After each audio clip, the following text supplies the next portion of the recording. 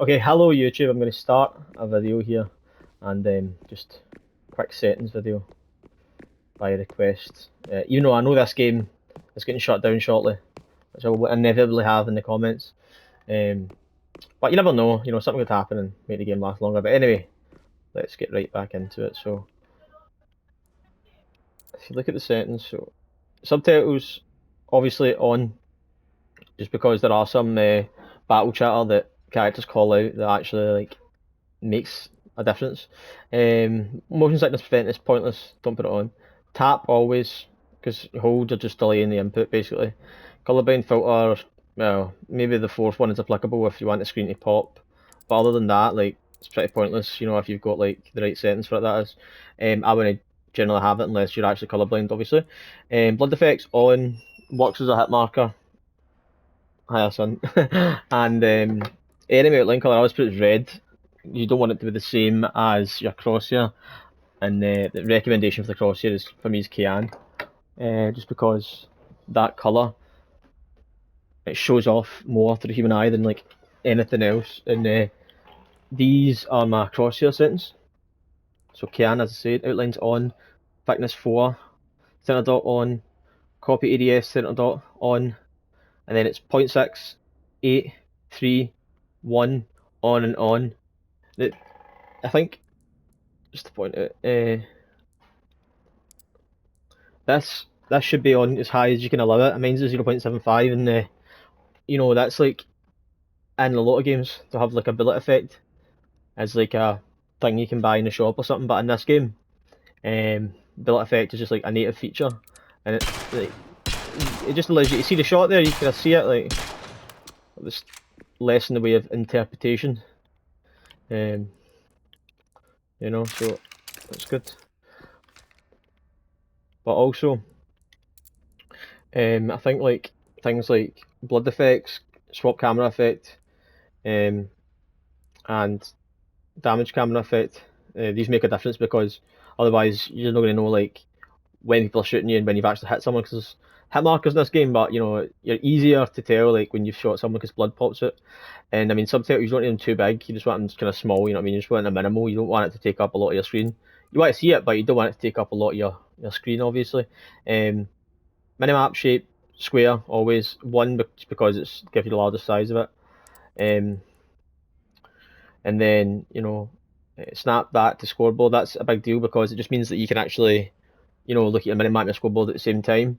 And then this, network buffering, you only really need it on maximum if you've got a sub 100 meg connection.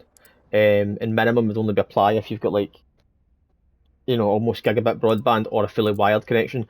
99%, well, maybe not 90, about 90% of folk are going to be on moderate. And I put crossplay on just because it helps find players faster. And then you want to have that off, otherwise you kind of get invites from other people who aren't your friend. I think that's about it really. I've done crosshair, graphics. These are important to make your screen actually pop, but it's set as is 0.8 normally. If you don't put it up to these exact settings, then you want to be able to see the same colours you're meant to kind of see them. And then here, I mean, ideally you should have the music volume off, and announcer volume to 0.7, but I actually like the music in this game. But yeah, I would say that it's ideally you probably want this at 1, this at 0, and this at that. That would be ideal. And then keeping these kind of voice chat settings as is, just so you can actually hear them as intended. And that is important to just keep the default, because otherwise you're going to miss things that the characters say, because they still say it in ranked in this, like most games. But this is probably the most important part. The controller setting I use very high. I mean, I could use extreme, but better for flicking extreme, but very high. It's just consistent, for mid-range, long range, everything. But for me, because I push quite hard, I would use none, right? But watch, when I use none, eventually you will see the reticle start to slowly move down. Now that's not a disadvantage in some games necessarily, because there's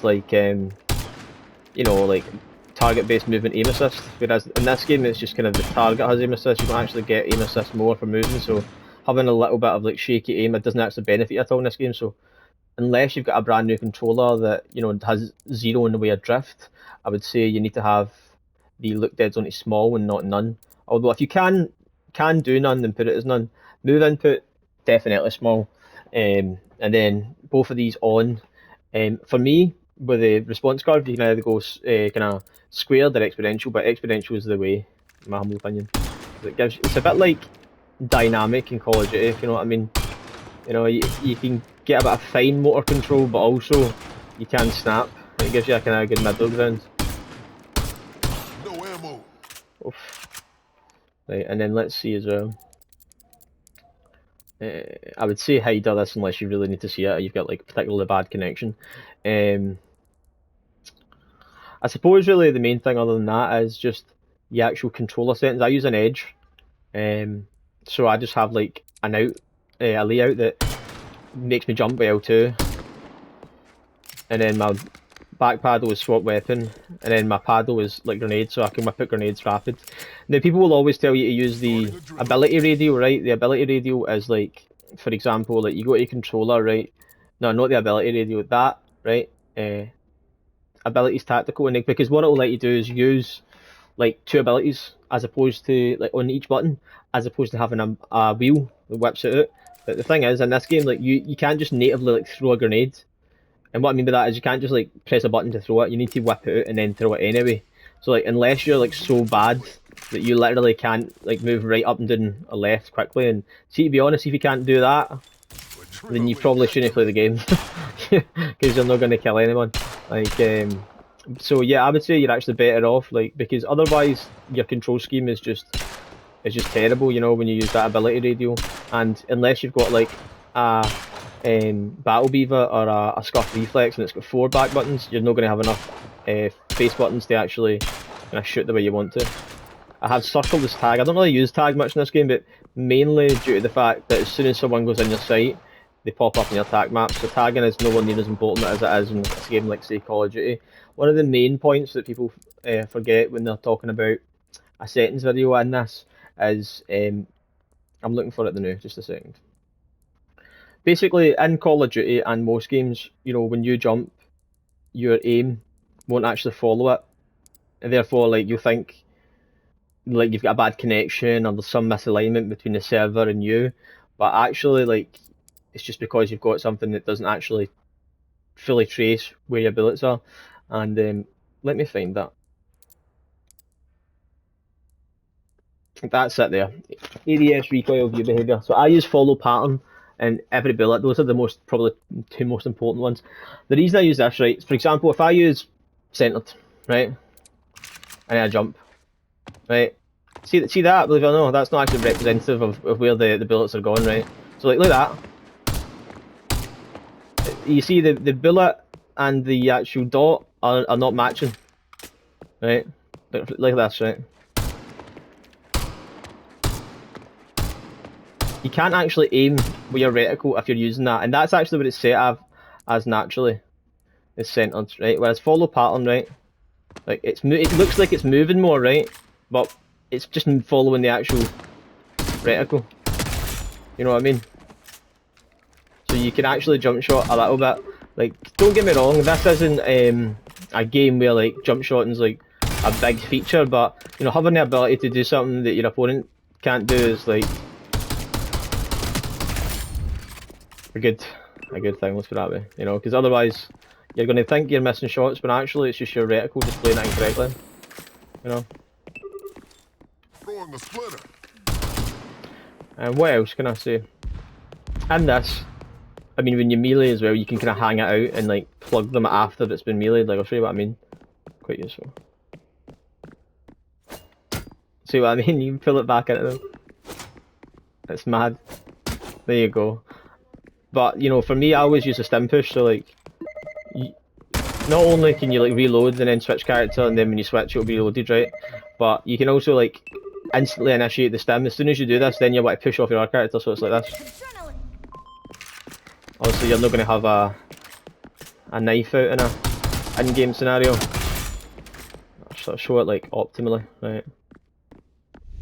It's like, you've just killed somebody, blah blah blah, you load your gun, right? Okay, you get in your corner, and then you use your stim, bing. That was a bit too soon. You can do it too soon, right? You need to wait until the stim's actually out. Starting Yeah. adrenaline. Because then you get the maximum. Look at that, look how much longer that's got to last. Look at that, that's ridiculous. And then you'll zoom in a bit like it's Call of Duty, you know? And then this as well, remember, you can like stop and move backwards and forwards. You can, what they call Ferrari peek, you know, you can basically kill people without even actually having to fill the ADS. So if you're using that in tandem with the adrenaline, you know, you're going to be like... I mean, think about it, because you're saving time out having an ADS, so if you do that at the right time with your other character, and your Ferrari peeking, you know, you're going to make that stim last 40-50% longer, you know? And that makes a big difference.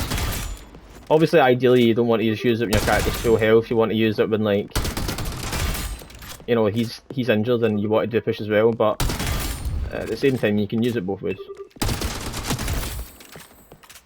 And I don't think as well you can shoot grenades in this game so far. But anyway, that was my settings video.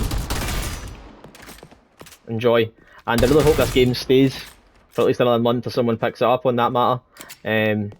Otherwise, this won't be a lot of use other than the next kind of 2 weeks, you know. But enjoy.